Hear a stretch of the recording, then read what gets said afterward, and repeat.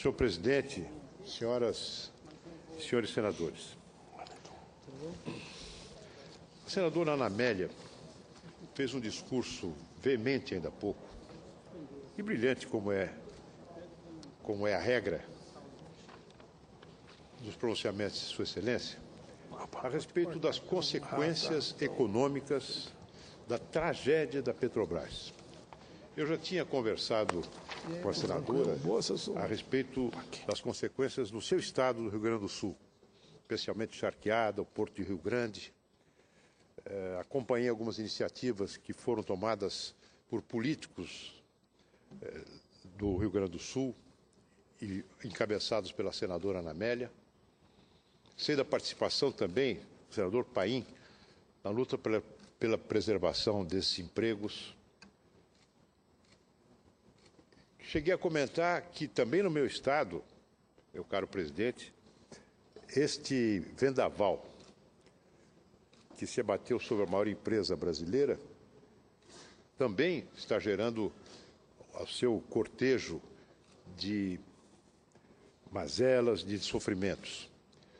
Na região, na cidade de Araçatuba, por exemplo, há lá um estaleiro contratado para construir barcaças para transporte de gás pela hidrovia.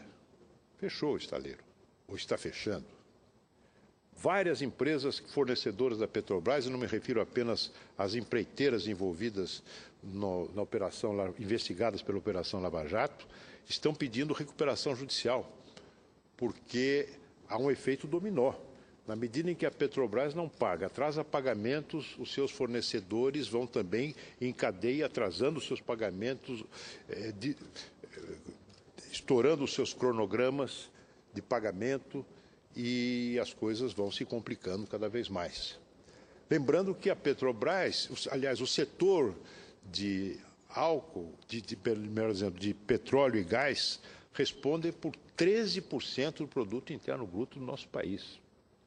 De modo que o que está acontecendo na Petrobras afeta gravissimamente a economia brasileira, com repercussões sociais dramáticas sobre o emprego, e contribui para fazer com que a desindustrialização do Brasil, tema abordado pelo senador Medeiros ainda há pouco, vá conhecendo patamares cada vez mais fundos. A cada dia, novas revelações. O Brasil está agora em suspenso, esperando que o Ministério Público Federal apresente o nome dos políticos envolvidos no esquema de corrupção instalado na Petrobras.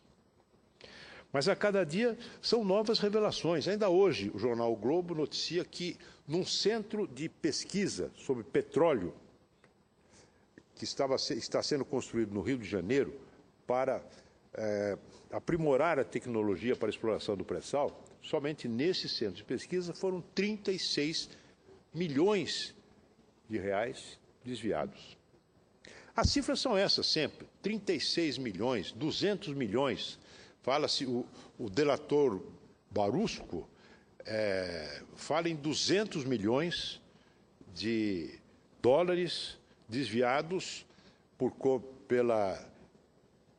obra e graça do senhor Duque, ex-diretor da empresa, para os cofres do Partido dos Trabalhadores, onde há gente honrada, gente que respeito, como presidente dessa casa, dessa sessão, mas que, evidentemente, está vivendo um drama moral gravíssimo. Muito bem. Diante dessa situação, a presidente Dilma Rousseff faz uma declaração, numa entrevista rápida que concedeu 3 dias atrás, que é uma das coisas mais insensatas que eu já vi em toda a minha vida. Sinceramente, de uma insensatez única. Ela diz o seguinte: olha, a culpa por tudo isso é do Fernando Henrique Cardoso, porque começou a corrupção, segundo esse Pedro Barusco, ele começou a receber propina no final do governo do presidente Fernando Henrique. Então, tudo começou lá.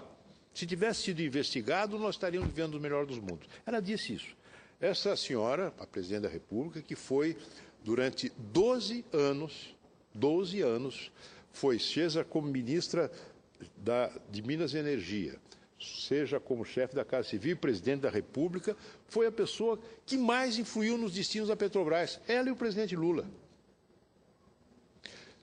Será que, nesses 12 anos, eles que tiveram a faca e o queijo na mão para investigar o que fosse necessário investigar do governo anterior, não teriam tido ocasião de levantar ali, pelo menos que fosse uma leve suspeita sobre o passado? E olha que na Petrobras o PT colocou quadros políticos aguerridos, testados na luta. Não estavam ali querubins, não estavam ali coroinhas.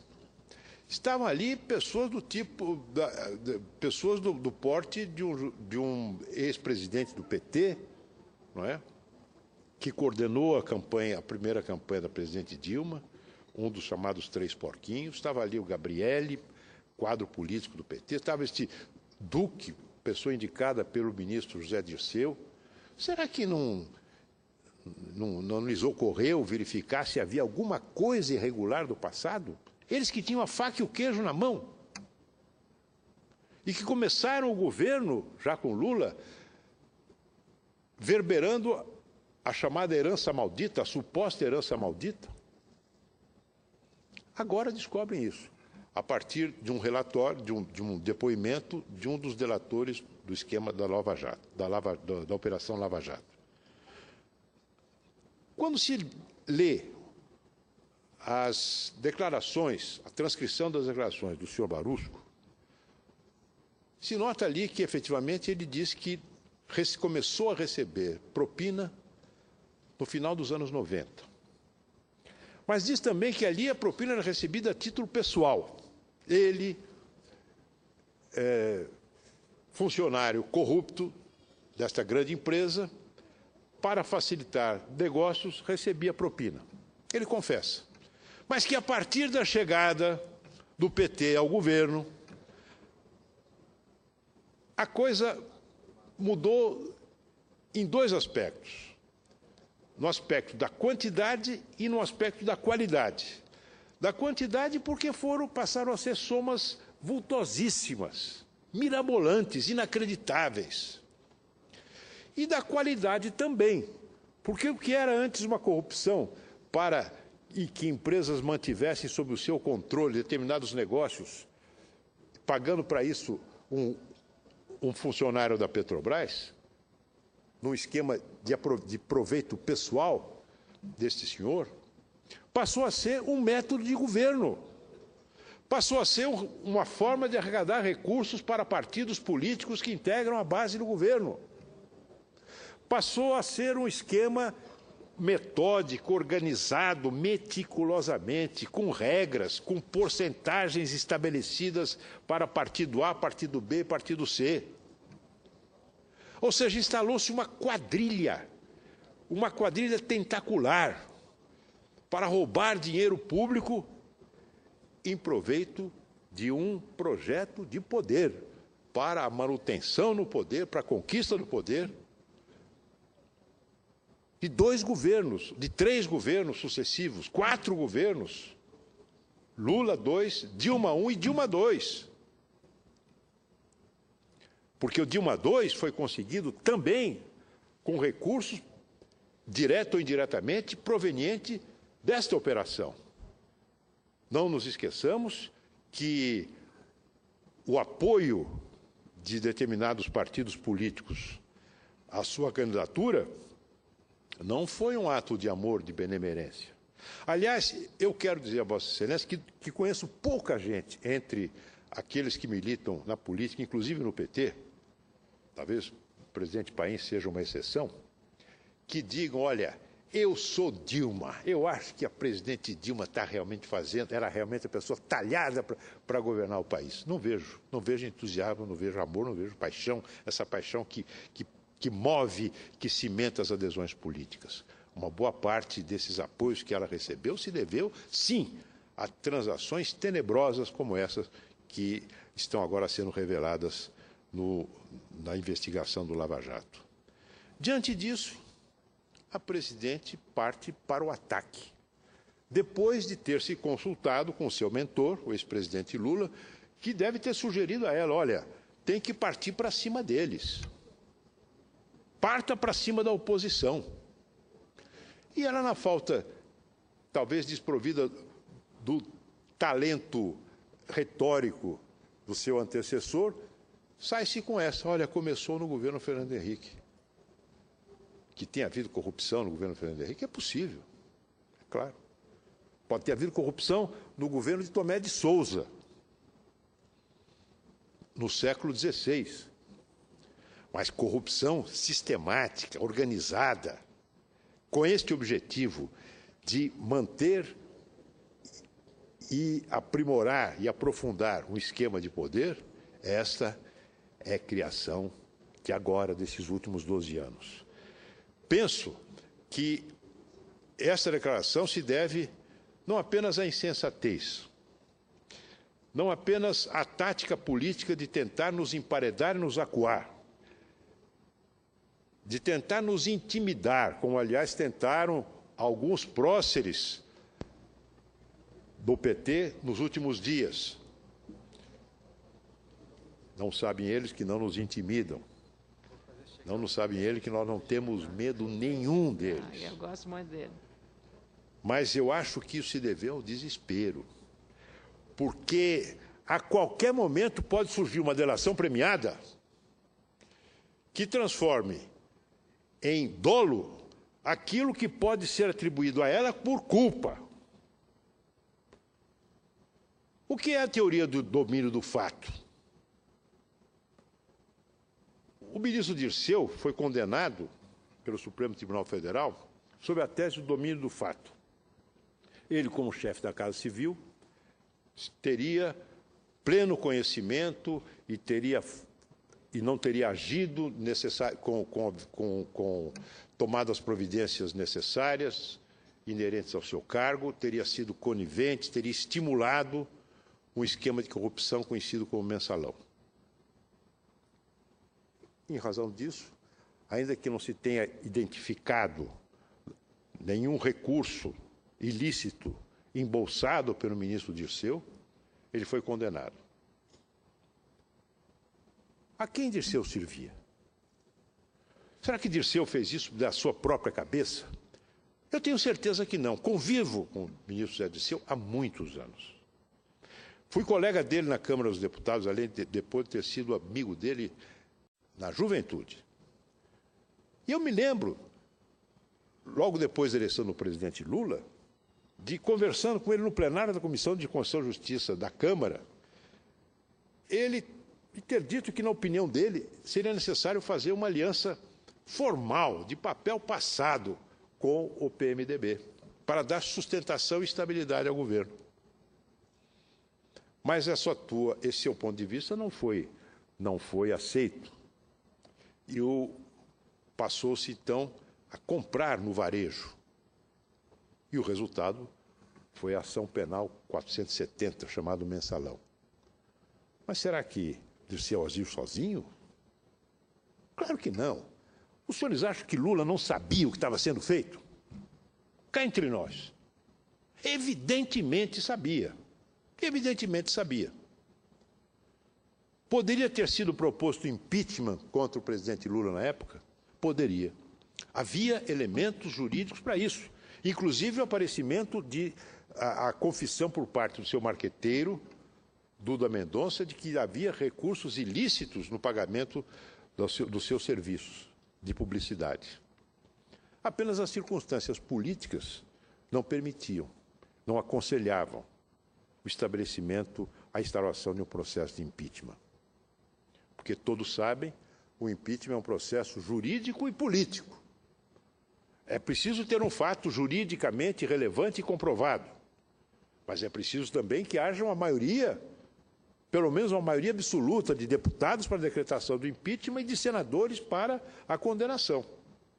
E na época não havia, e seria uma tentativa aventureira lançar-se naquele momento uma campanha pelo impeachment. Quero dizer aos senhores que não vejo neste momento, condições para que a oposição se lance numa campanha pelo impeachment. Embora concorde com a tese esposada pelo jurista Ives Gandra, num artigo na Folha de São Paulo, em que ele afirma algo que está, aliás, na lei de improbidade, que é possível o cometimento de ações de improbidade administrativa por culpa. Quando o dirigente, no caso a presidente do Conselho de Administração, não toma as providências necessárias para estancar um processo que seguramente ela tinha todas as razões para conhecer. E teve todas as oportunidades para desfazer. Mas não creio que haja condições políticas para isso. Não acho desejável que haja isso. Eu quero que o Brasil possa, de alguma forma, se organizar para sair dessa crise. E eu sinto, meu caro presidente, que por essa declaração da presidente Dilma, que ela não sabe o que fazer. Nós estamos sem governo, essa é que é a realidade dos fatos.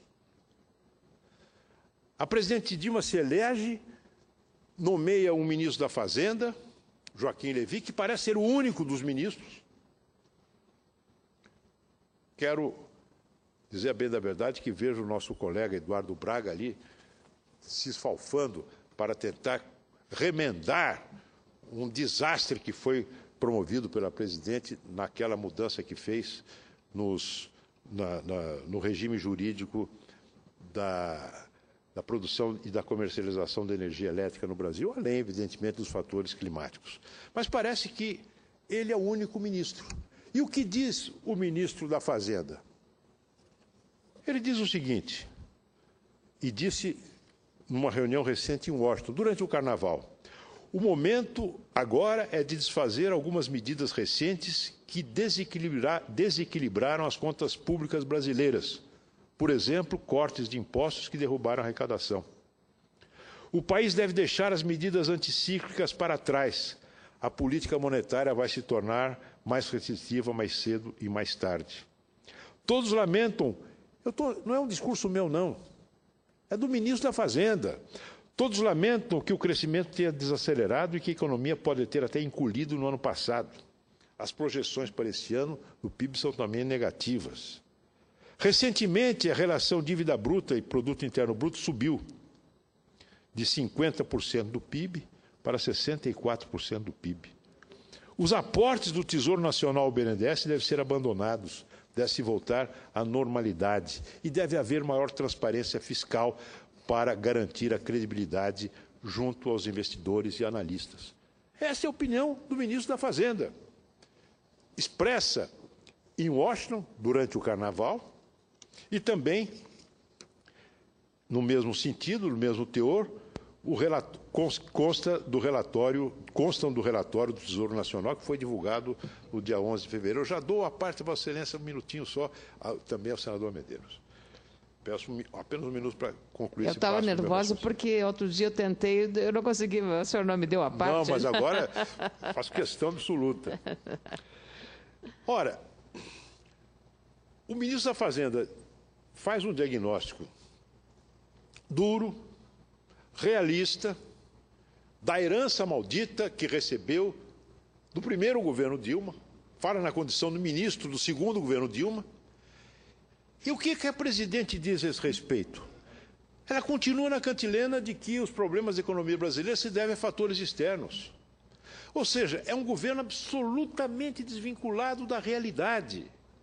É um governo que perdeu o pé. É um governo que não tem norte, não tem rumo, um governo que não sabe para que existe.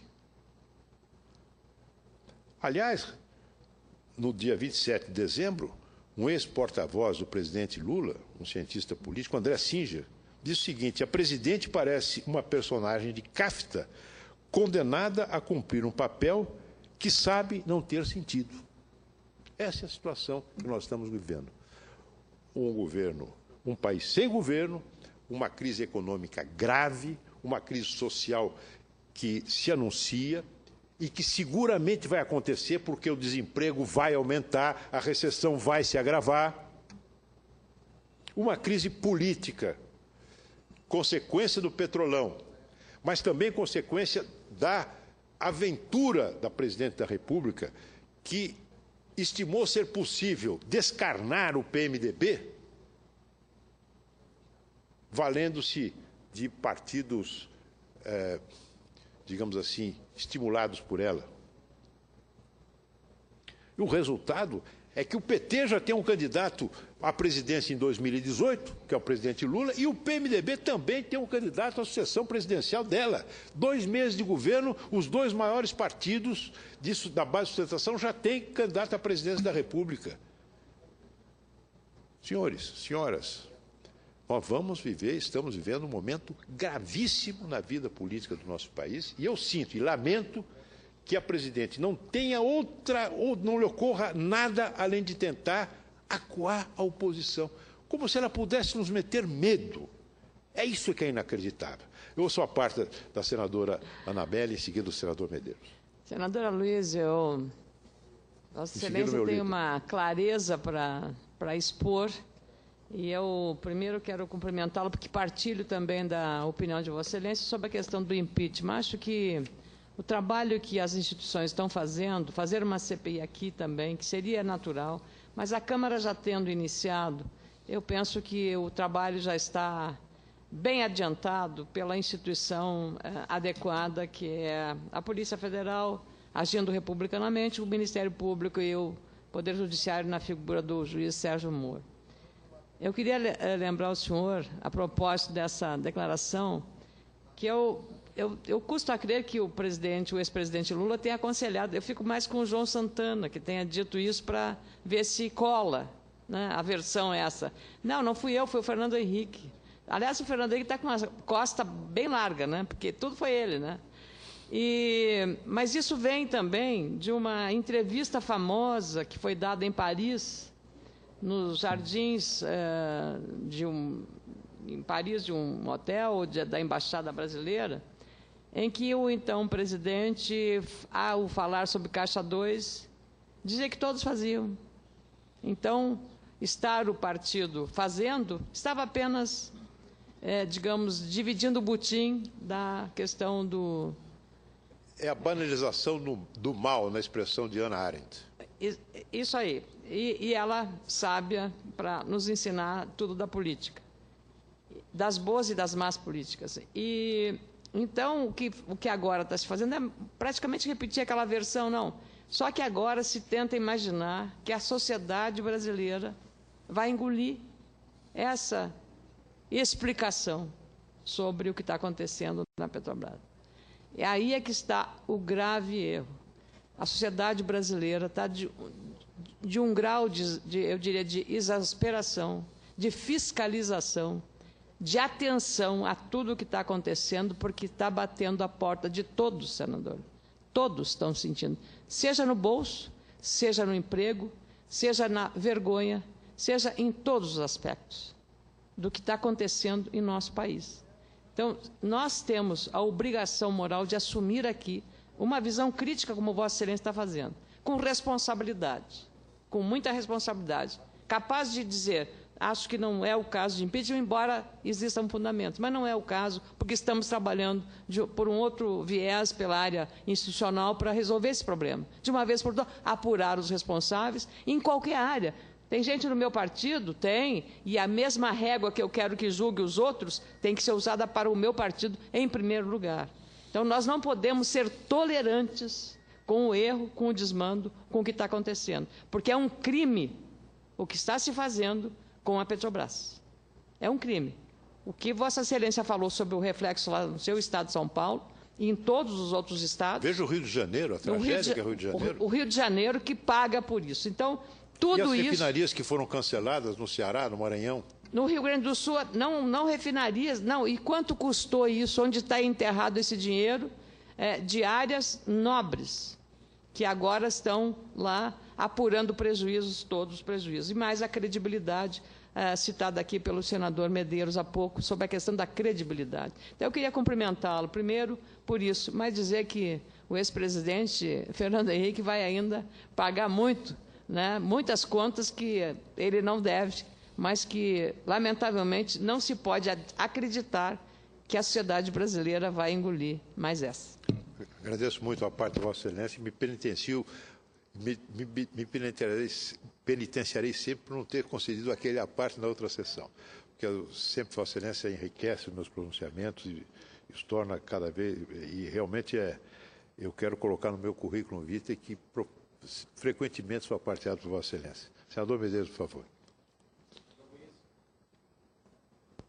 Senador Luiz, certa vez, ainda quando muito jovem, lendo o livro Revolução Impossível, do Luiz Mir, em que tem um capítulo sobre Vossa Excelência, e eu não o conhecia ainda, mas um deputado amigo, qual eu comentei a respeito, ele me disse, olha, você ainda um dia vai ter oportunidade de ver esse homem falando, ele fala como música.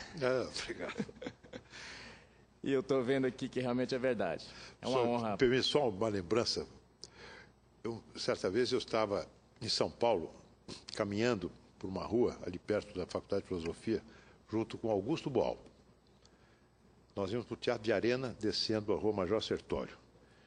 E umas mocinhas vinham à nossa frente, comentando o resultado de uma prova um exame que elas haviam se submetido ali há pouco, sobre literatura.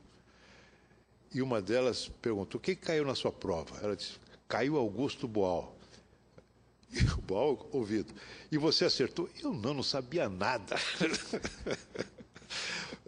Mas então você encontrou meu nome ali no livro do Luiz Mir. Um capítulo inteiro. Obrigado, muito obrigado. Senador, o senhor explanou muito bem aqui e falou um termo muito correto. Quando eu vi a declaração da presidente Dilma, eu fiquei estarrecido.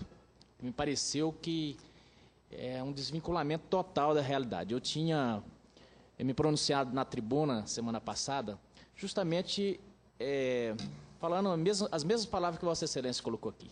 Eu não via ainda clima para impeachment, para se falar em impeachment, visto que eu não estava vendo a presidente Dilma, não via as digitais dela e não via ela dentro desse rolo todo. E eu até esperava que, quando ela se pronunciasse, senador, que ela pudesse nos dar uma declaração firme, uma posição, um rumo claro para o país, o que a população está esperando. Olha, nós vamos doer a quem doer, nós vamos limpar isso aqui. Vamos aproveitar essa oportunidade e sanear essa empresa, que é grande patrimônio nacional, e dar um rumo claro. Mas, infelizmente... Como pode dar rumo quem não o tem? Mas o que aconteceu? No meu entender, a presidente Dilma pulou para dentro da coisa, para dentro do turbilhão, com pés e mãos e todas as digitais. Porque jogar para o passado não é o caminho, não era o que se esperava.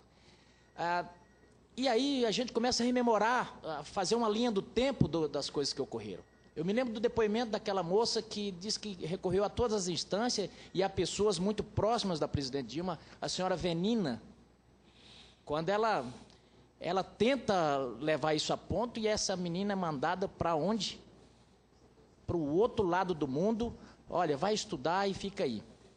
Isso são variáveis que precisamos colocar. Depois vemos o ministro da Justiça se reúne ali num ponto que a gente já tinha experiência, esse filme a gente já tinha visto, que o Ministério da Justiça, infelizmente, em determinados momentos de crise, parece que vira antes sala das estratégias.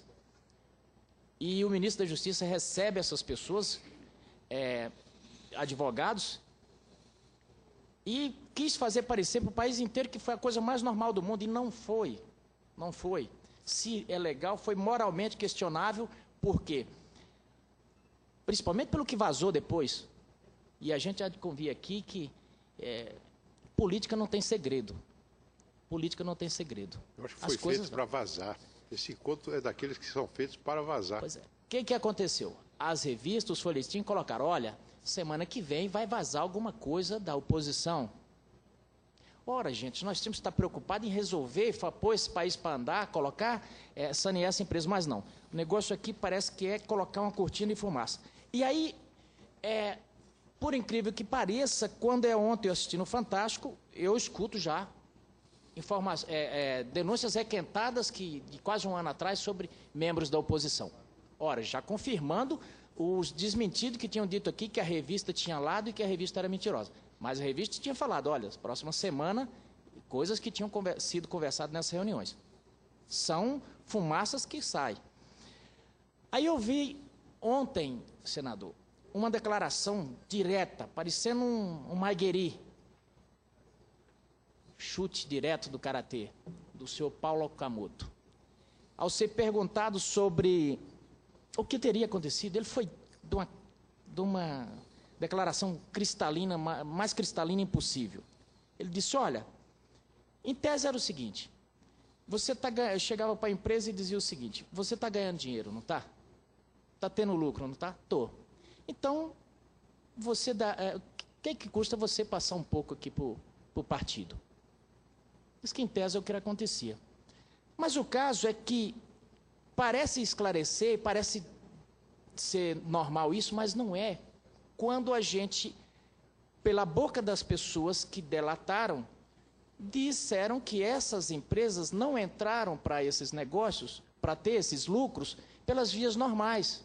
Foi através de informações privilegiadas, através de vício em licitações. De cartel.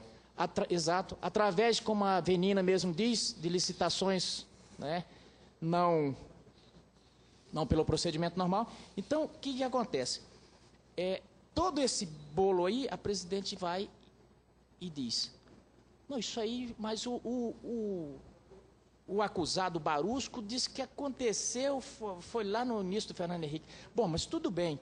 Então, se o que Barusco diz que começou a corrupção no início do Fernando Henrique, o que a presidente fez foi validar de cima e embaixo. Até agora eu vi aqui as pessoas negando aqui nessa tribuna de que é um bandido, que não se dava crédito. Mas a presidente veio e chancelou. É verdade. Chancelou como verdade o depoimento do senhor Barusco. Então, me preocupa agora, porque eu vi aqui meio que querer jogar para a oposição de que é golpismo falar em impeachment, é golpismo falar sobre esse tema, mas, na verdade, isso está mais corrente nas bocas das pessoas por um fato também, senador.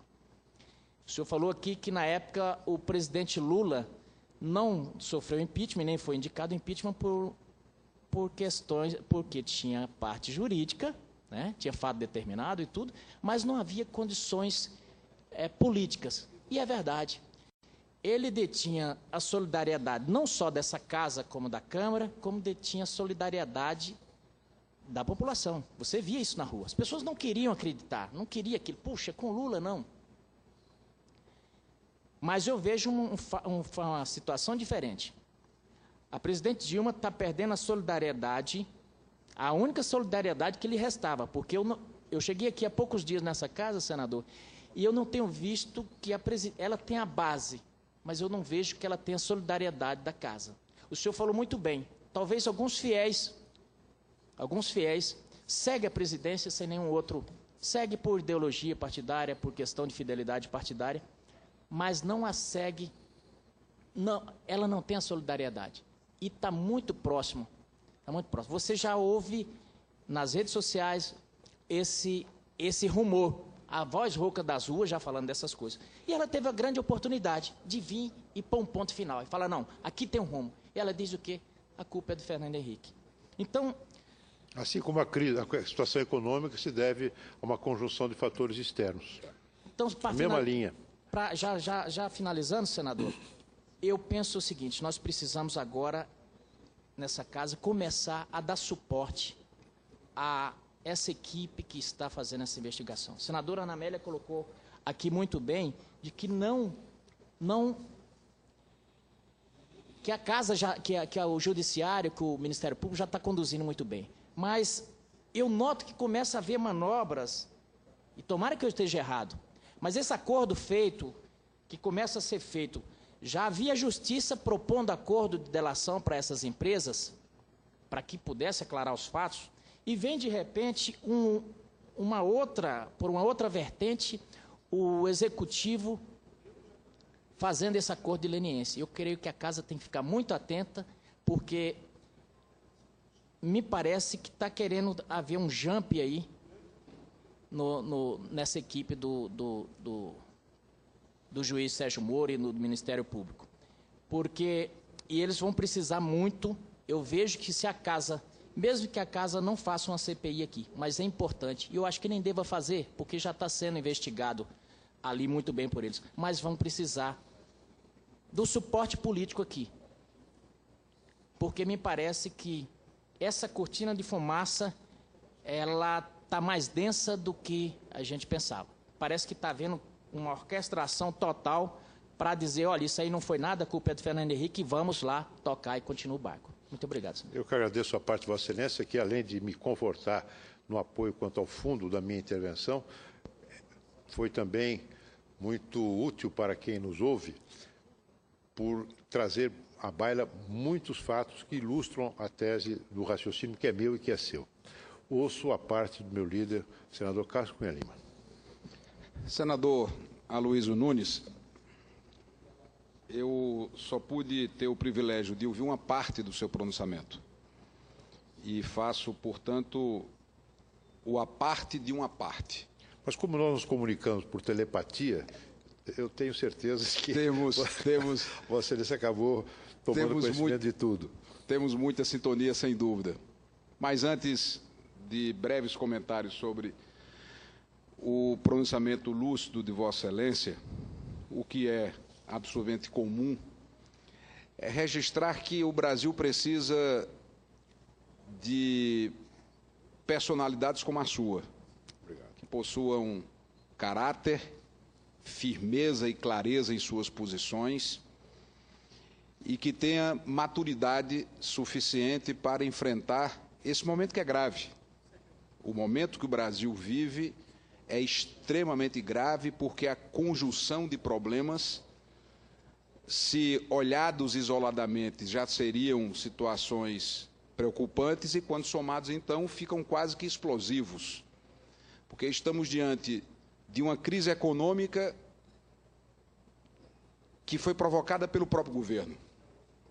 Eu disse semana passada que uma das grandes diferenças, ou a grande diferença do presidente Lula para a presidente Dilma, é que o primeiro sucedeu a Fernando Henrique Cardoso e a segunda sucedeu a ela própria e herdou o caos que ela provocou. Neste ambiente de ameaça do emprego, hoje, em 7 estados do Brasil, estradas fechadas, paralisadas, no protesto de caminhoneiros em relação à alta do combustível e outras reivindicações. Uma deteriorização ética por completo do governo. E quando, depois de 2 meses de silêncio obsequioso da presidente da República, quando ela se dirige ao Brasil e ao país, vem com data máxima vênia, pela expressão mais forte, com um tapa na cara do povo brasileiro, zombando na nossa inteligência, ao tentar atribuir a culpa ao governo do presidente Fernando Henrique Cardoso, e se assim fosse, talvez ela deveria ter atribuído as responsabilidades a Getúlio Vargas, que foi quem criou a Petrobras. Uma postura que não contribui em absolutamente nada para que possamos solucionar os problemas que estamos vivendo. Afora isso, uma base política rebelada, porque todos os graves problemas, senador José Medeiros, que o governo tem enfrentado, tanto no Senado e principalmente na Câmara Federal, vem da base que esteve esses anos todos habituada a ser mantida no toma lá da cá, no patronalismo político, nesse aparelhamento do Estado brasileiro que a sociedade já não suporta mais bancar. Porque, diante de tantos desmandos na economia, dessa grave doença fiscal que o Brasil vive, é o trabalhador e o contribuinte brasileiro que é chamado a tomar o remédio. O governo está doente e é o trabalhador e o contribuinte brasileiro que está sendo chamado a tomar o remédio amargo. com aumento de tributos, com elevação da carga tributária, sem que o governo apresente uma única medida real, concreta, de diminuição do seu tamanho, de eficiência, de redução de sua estrutura e de sinalização mínima que fosse de fim do aparelhamento do Estado. Ou seja, um partido político aparelhou o Estado brasileiro, inchou esse Estado, gasta de forma desmedida, de forma descontrolada, sem nenhum planejamento, faz um rombo fiscal sem precedentes na nossa história recente e chama o trabalhador, chama o contribuinte para tomar um remédio da doença que o governo provocou. Então, o cenário é muito grave, porque, diferentemente do que aconteceu durante o período do presidente Lula, e Vossa Excelência foi muito lúcido nessa análise, havia, àquela altura, base popular de sustentação do governo. Foi quando, também na semana passada, ocupei a tribuna que Vossa Excelência ocupa nesse instante, para chamar a atenção com muita responsabilidade, com muita serenidade, que queda de popularidade não é motivo de impeachment. Claro. Não se trata disso. Mas é preciso que o governo possa tratar a sociedade com o mínimo de respeito e tratar também a oposição com respeito. As tentativas que se anunciam de intimidar a oposição não irão funcionar. Nós não vamos nos intimidar, nem vamos permitir que a luz seja apagada pelo governo para que no escuro todos fiquem iguais. Não. Na República, a luz será sempre a verdade. E nós vamos fazer o nosso papel, e para concluir o meu à parte e não interromper o brilhante pronunciamento de Vossa Excelência, quero, senhor presidente, senador Paulo Paim, comunicar à Casa que estou apresentando um requerimento de informação dirigido a Sua Excelência, o Ministro de Estado da Justiça, realizando algumas indagações para que possamos esclarecer definitivamente o episódio polêmico da audiência secreta, já que Sua Excelência fez crer a todos que é rotina na sua agenda receber advogados e que isso, portanto, não deve causar espécie, e a mim não causa, porque sou advogado e defendo o livre exercício da profissão dos agentes, dos operadores do direito, o que causa estranheza, aí sim, são audiências secretas, audiências que só são reveladas quando a imprensa as anuncia.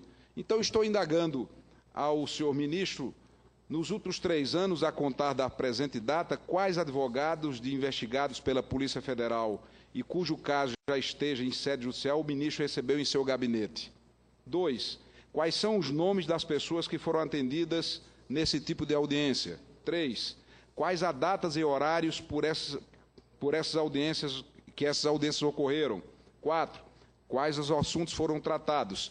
E assim vou numa série de questionamentos para que nós possamos ter o esclarecimento à sociedade que existe equidade, existe equilíbrio no trato de todas as demandas que possam estar sendo alvo de investigação da Polícia Federal ou mesmo em sede do Poder Judiciário. Com isso, vamos aprofundar esse debate. Tem um outro requerimento, senhor presidente, eu aproveito a parte para já dar ciência à mesa, que faz indagações sobre a suspensão do programa Minha Casa Melhor. E, concluindo, peço que sejam incluídos nos anais desta Casa um brilhante artigo publicado, salvo engano, hoje, já na data de hoje, do jornalista Ricardo Noblar, onde o título do artigo é Não Diplomático, o Brasil de Dilma e Lula, que nos remete a outro problema grave que estamos vivendo, que é o equívoco que o governo da presidente Dilma vem praticando na nossa diplomacia. O episódio do não recebimento do embaixador da Indonésia é algo que é difícil de ser classificado. O endosso de tudo o que está acontecendo na Venezuela é algo difícil de se acreditar. Então é nesse ambiente, senador Aloysio, que nós estamos vivendo, e é nesse ambiente que o Brasil precisa de homens com a sua maturidade, com a sua responsabilidade, sua vivência, seu patriotismo, seu espírito público, para que nós possamos ter condutores para a saída dessa grave crise que o Brasil vive nesse instante. Cumprimento Vossa Excelência pelo pronunciamento e por toda a sua trajetória de serviços prestados ao nosso país. Muito obrigado, Luiz, permita só que eu responda que os seus requerimentos serão recebidos e encaminhados na forma do regimento. Muito obrigado pelo seu aparte, meu caro amigo, meu líder. Vossa Excelência, com 2 meses de liderança, já se afirma como um dos grandes líderes partidários que essa casa já conheceu. E para mim não é surpresa nenhuma. Mas além dos fatores que o senhor elencou, fatores convergentes que levam ao volume da crise que nós estamos vivendo hoje, há um ingrediente novo, que é a saturação da opinião pública, que já veio à luz nas manifestações do ano passado, sob a alegação do protesto contra o aumento das passagens de ônibus, mas que acabaram catalisando todo o descontentamento do nosso povo pelo fato de viver num país onde a cidadania não é respeitada. Para resumir,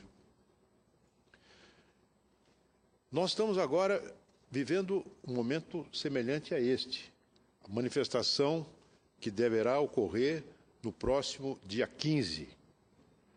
Manifestação grande, uma manifestação que não é dirigida por nenhum partido político, uma manifestação que não tem nenhuma liderança conhecida, que não tem um programa claro.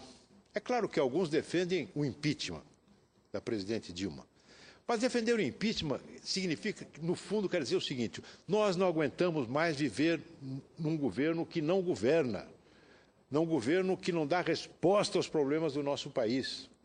É uma manifestação de descontentamento muito grande e que a presidente acaba por polarizar, acaba por atrair para ela, com manifestações como essa aqui, nos referimos ainda há pouco, de provocação da oposição a respeito da Petrobras. Me faz lembrar o episódio do presidente Collor, já naquele momento de uma campanha pelo impeachment, ele fazer uma convocação para que as pessoas venham à rua para apoiá-lo. Evidentemente, o tiro saiu pela culatra. Né? É uma coisa, nós estamos vivendo algo semelhante. Por isso, meu caro líder, a minha preocupação de 2 ordens. Primeiro, como a oposição se conduz nesta conjuntura tão grave e tão melindrosa. Segundo, qual será o nível do nosso diálogo com as demais forças políticas? Nós não podemos, como disse Vossa Excelência ainda na semana passada, aderir à tese de que o impeachment é golpe. Não, o impeachment é algo que está previsto na Constituição, mas não pode ser aplicado de qualquer forma. Não é? Já dizia, Lênin dizia o seguinte: não se pode brincar com a greve geral, não se pode brincar com o impeachment. Não é um instrumento a ser chamado em função da queda de popularidade de um governante. Mas, por outro lado, não se pode desconhecer o vigor da oposição, o vigor da oposição popular. Nós temos que dialogar com essa oposição sem tentar tutelá-la, mas estimulando, estando presente. Eu estarei presente no dia 15, com as posições que tenho. Agora, por outro lado, nós precisamos ter também a preocupação e a cautela institucional, porque não nos esqueçamos que nós temos apenas 2 meses do atual governo. Faltam ainda 3 anos e 10 meses para terminar um governo que já está velho, por esgotamento de liderança, por esgotamento de ideias, de propostas, por incapacidade de fazer política, por incompreensão do papel pedagógico que um presidente da República exerce num país presidencialista. 3 anos e 10 meses. Governo novo, ideias novas, dizia ela na campanha. Que ideias novas? É um governo novo que envelheceu e que precisa chegar ao final Nós não queremos a interrupção catastrófica desse governo. Isso nos leva a ter um grau de diálogo com as demais forças políticas, que, evidentemente, não significa qualquer tipo de abrandamento da nossa oposição às medidas concretas que o governo toma. Essas medidas do chamado ajuste fiscal merecerão o nosso voto contrário, porque, como diz Vossa Excelência, são medidas de curto prazo sem que o presidente apresente uma visão estratégica. E daí, depois, o que vai acontecer? Põe o ministro da Fazenda para propor o ajuste com algumas medidas que algumas delas são apenas um tiro no pé, na medida em que você corta despesas, aumenta despesas com o aumento da taxa de juros, tornando mais gravosa a administração da dívida interna, mas sem apontar nenhum horizonte de saída. E depois? Como é que nós vamos fazer? Então, não esperem de nós nenhuma atitude de complacência em relação às ações concretas do governo. Pelo contrário, não nos intimidam, como diz Vossa Excelência e como já disse. Vamos continuar nossa oposição absolutamente intransigente. Mas precisamos ter um nível de diálogo com as demais forças políticas responsáveis, inclusive com o PT, porque eu não acredito que todos os membros do PT entrem nessa cantilena de que agora vamos partir para cima deles. Deve haver gente, seguramente estou falando na presença de um deles, Vossa Excelência, que tem preocupações com os rumos do nosso país. Teria cabido à presidente da República um papel federador da política. Um presidente da República não pode ser chefe de facção.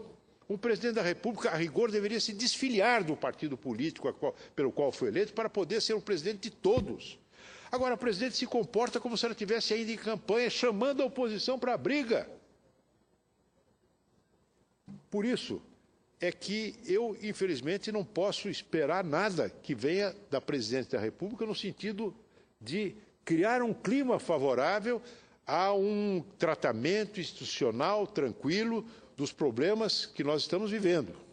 Mas precisamos ter, e eu sei que esse é o pensamento do meu líder, é o pensamento do presidente do nosso partido, um diálogo responsável com os demais partidos políticos para ver como é que nós vamos carregar essa cristaleira no ombro durante mais 3 anos e 10 meses, para que ela não caia, não se patife, não quebre tudo, porque seria a pior das tragédias. Enfim, senhor presidente, agradeço imensamente a complacência de Vossa Excelência com horários, a parte que recebi, e desço da tribuna revigorado pelas opiniões que recebi dos meus ilustres colegas que me apartearam. Muito obrigado.